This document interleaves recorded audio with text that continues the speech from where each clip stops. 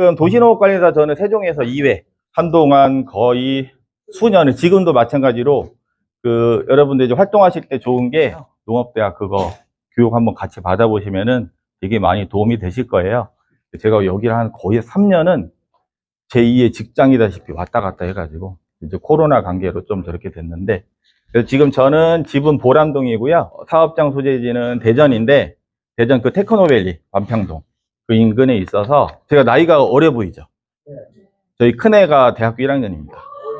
그래서 제가 이쪽 일을 다육식물이 해외에서 수입이 돼서, 그러니까 이게 전량 99%는 바이솔 빼놓고는 와송, 바이솔하고 와송 빼놓고는 돌나물가에서 우리나라에서 자생하는 거 빼놓고는 전부 다 해외 도입종이에요. 해외에서 들어오는 식물들이라, 그때 초창기에 제가 09년도에 다육식물을 시작을 했고요.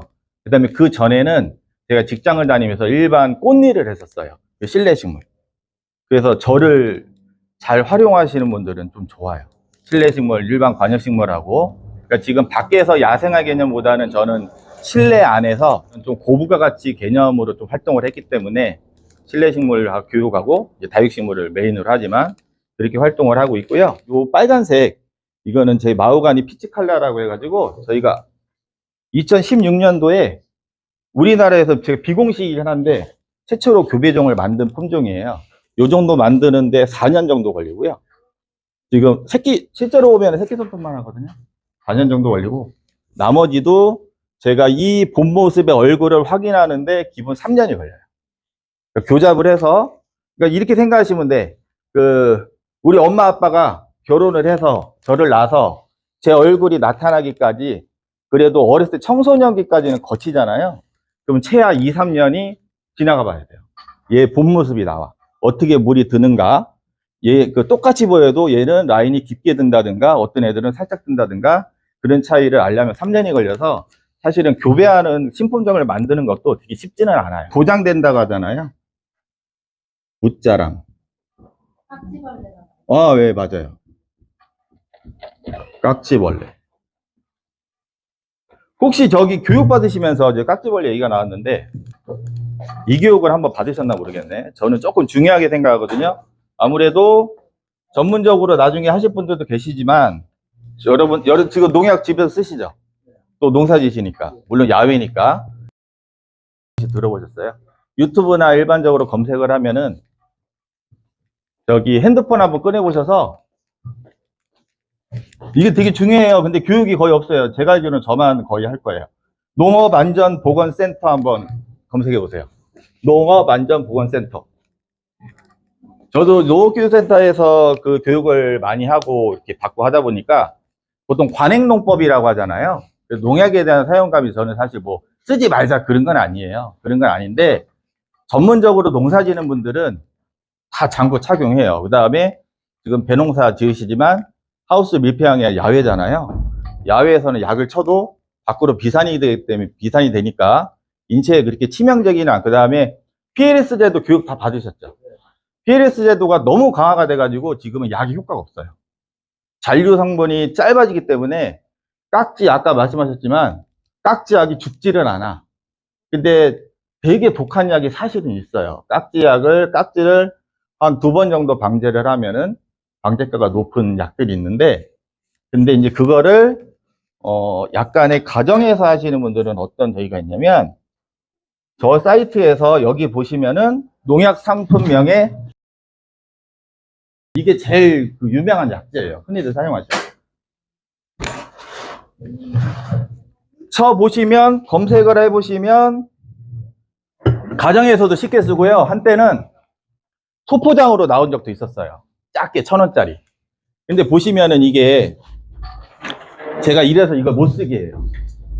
적어도 가정에서 이게 지금 발암성, 변이원성, 생식독성, 급성, 독성, 환경호르몬 뭐 이렇게 있는데, 저는 다시 한번 말씀드리지만 친환경주의자는 아니고 관행농법도 일반적으로 농약을 쓸 땐 쓰고 친환경 자재를 곁들이자는 주의인데, 적어도 가정에서도 이게 지금 일반적으로 농약방을 가서 검색하니까 저기 살균제 중에서는 되게 효과가 좋아요.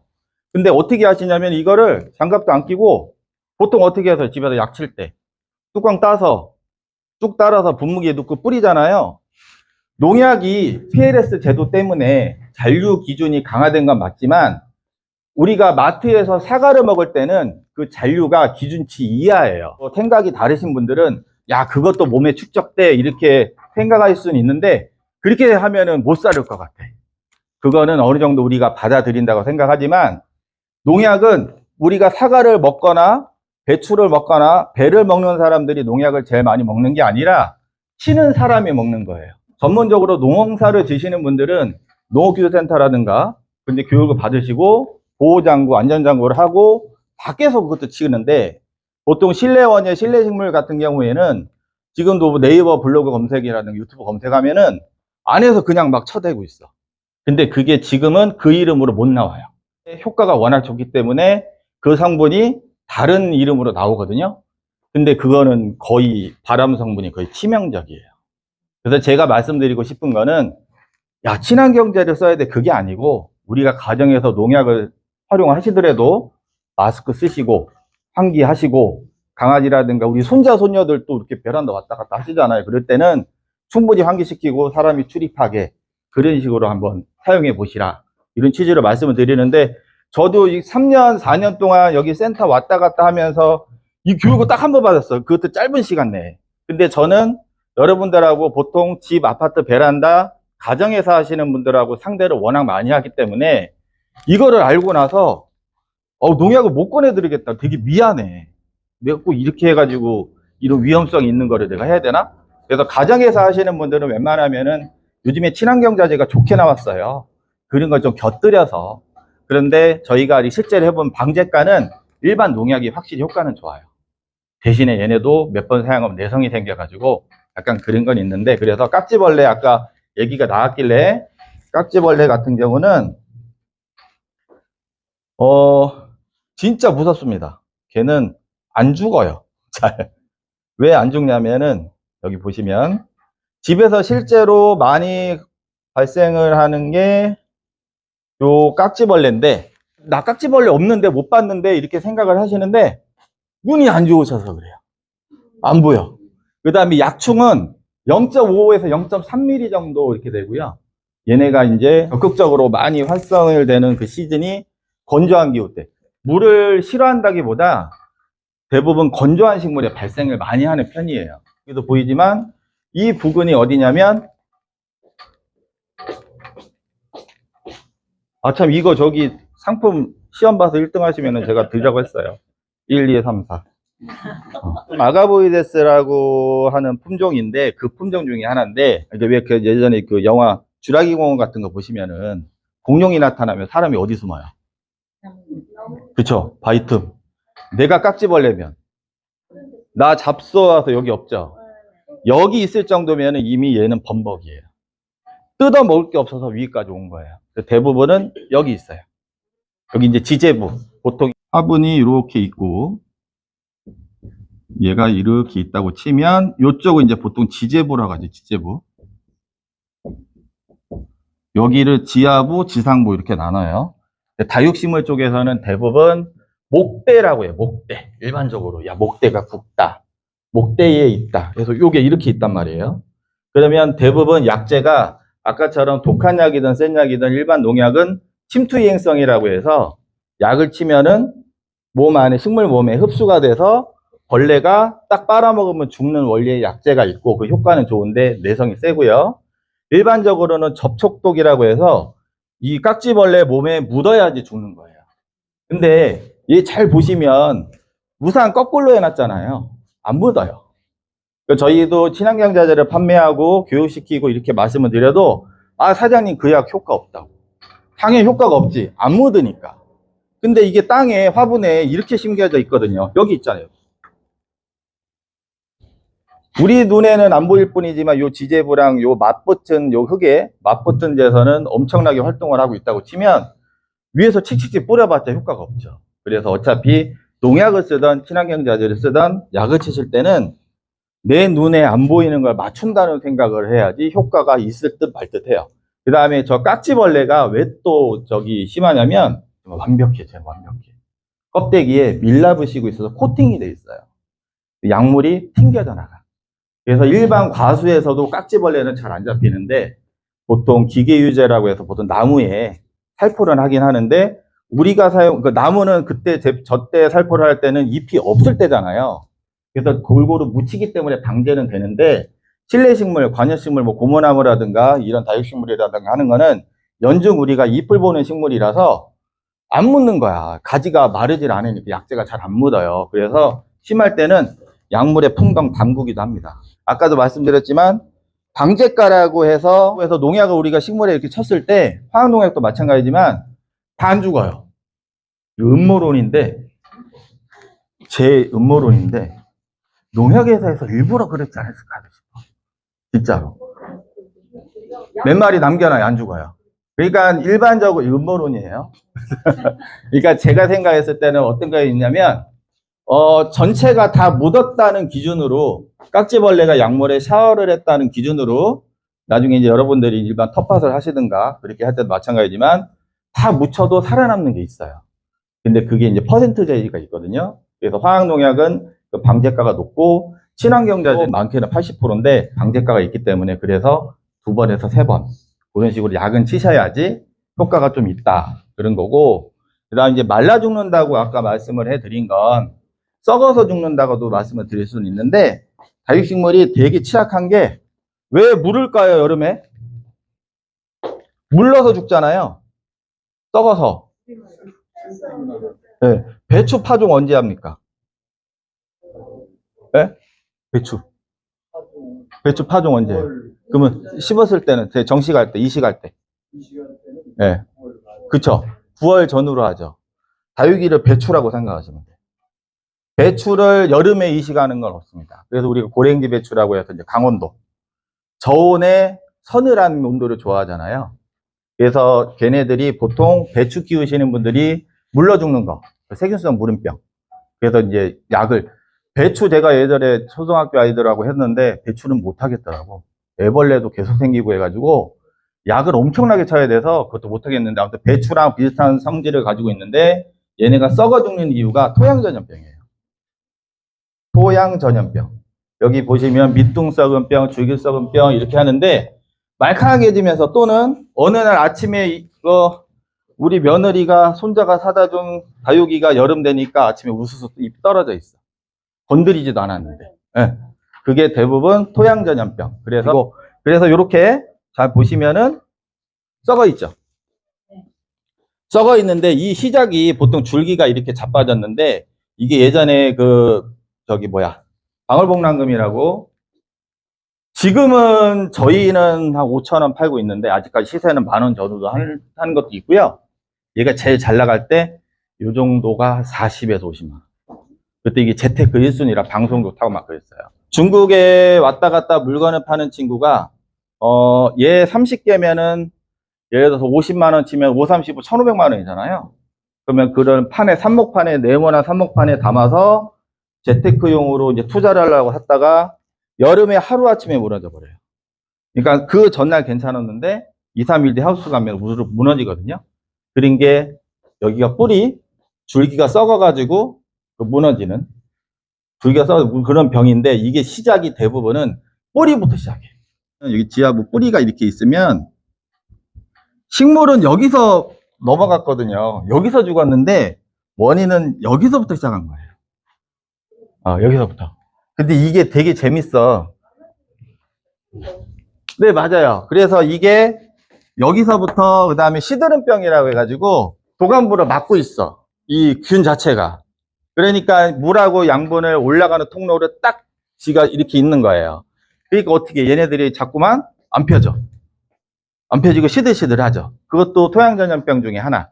그래서 제 얘기는 약을 어차피 치실 거면 잎에만 쳐서는 효과가 없다는 거예요. 근본적으로 뿌리까지 적셔줘야 되고 그래서 다육이를 어디다 심어요? 그죠? 그래서 마사. 그래서 돌멩이 위주로 심을 수밖에 없는 게 토양전염병을 막기 위해서 이거 하고, 마사에다 또 뭐 섞어요? 네? 배양토.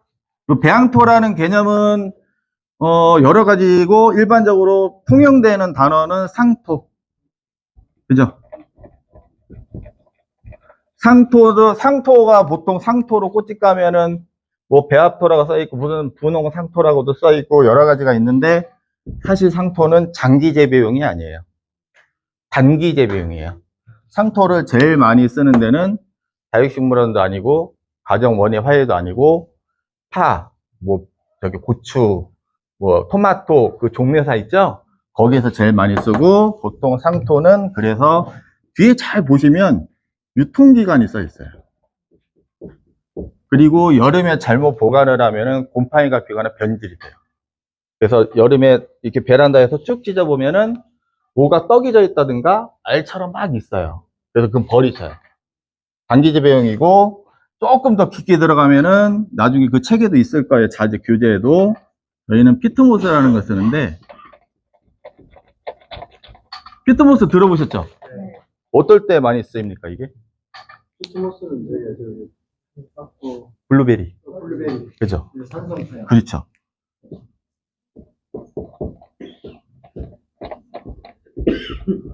pH가 대부분 4.5네메. 근데 저는 피트모스를 쓰라고 그래. 산성인데 말이 안 맞죠? 여기에서 이거 보통의 이제 이게 이끼가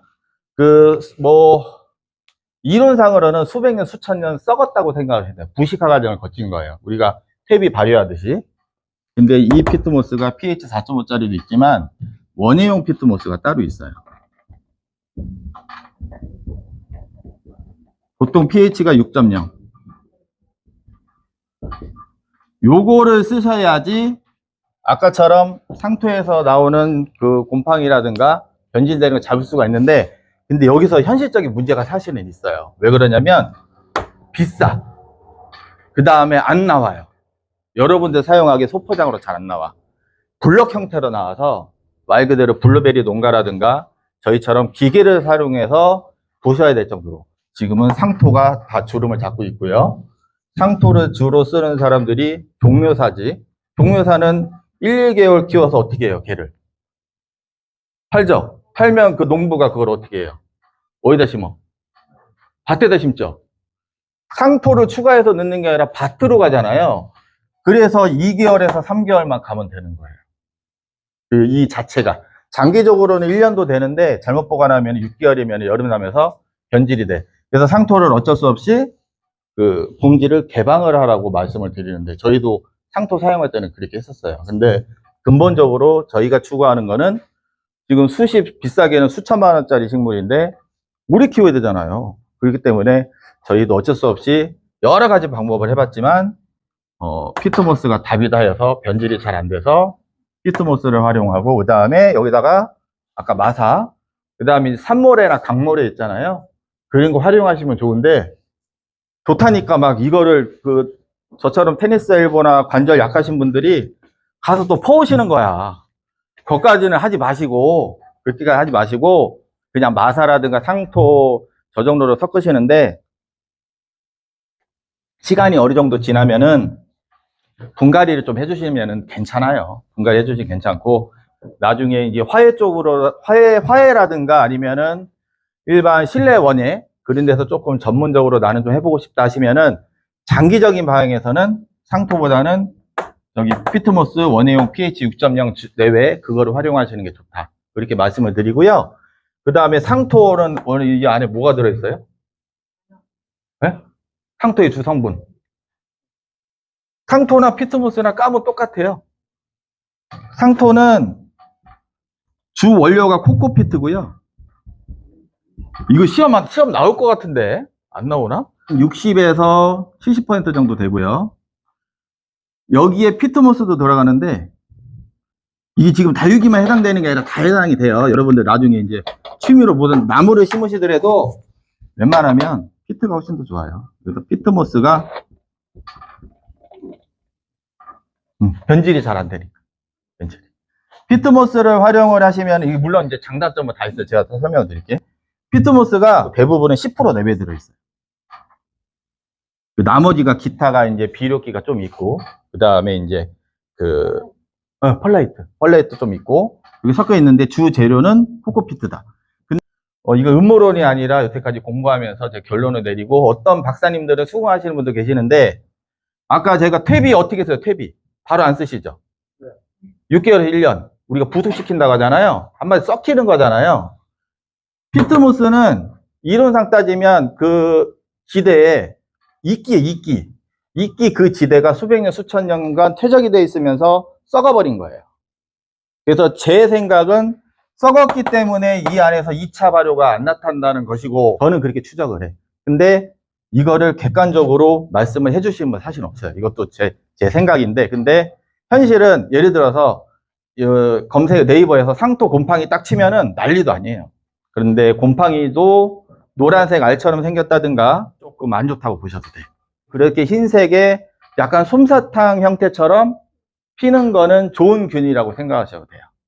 그래서 친환경 농사 하시는 분들은 일부러 방성균 형태의 그런 하얀색 그런 균을 곰팡이를 우리 저기 매주 띄우듯이 그렇게 하시는 분들도 계세요. 그러니까 그거는 안 버리셔도 된다. 그 정도까지 그렇게 하시고 떨어졌네.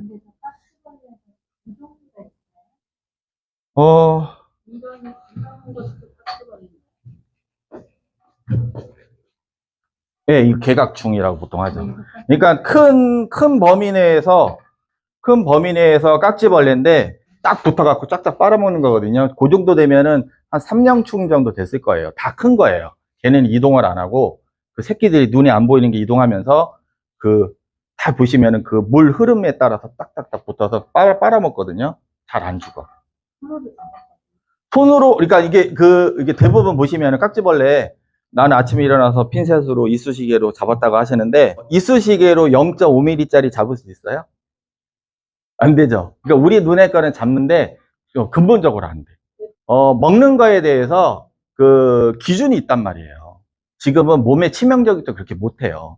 근데 일반 식물에는 그게 사용이 돼요. 왜냐면 먹질 않으니까. 그래도 국화라든가 우리가 야생화 보시면은 동그랗고 반듯해요. 기술적으로. 그때 또 신기하게 동시에 꽃이 다 피잖아요. 그게 재고가 나잖아요. 우리 그렇게 못해. 안 돼. 환경도 그렇고 화훼 중에서 제일 고난이도 기술이 뭔지 아세요? 카네이션. 왜? 아니요? 제가 카네이션만 3분만, 2분만 설명드리고 제가 쉬는 시간 할게요. 언제 써요? 말씀해 줬잖아. 그럼 언제 사야 돼요? 그 전까지 맞추는 게 엄청나게 기술인 거예요. 국화나 다육이가 편한 건 그런 게 없습니다. 재고 나면 놔두면 알아서 새끼 나요. 근데 국화, 여러분들 잘 생각해 보시면은 우리 집 가면은 꽃도 못 피우면서 꽃 벌어진 건 안 사. 안 핀 거 사. 그래서 꽃집에서는 반 피면은 다 재고예요.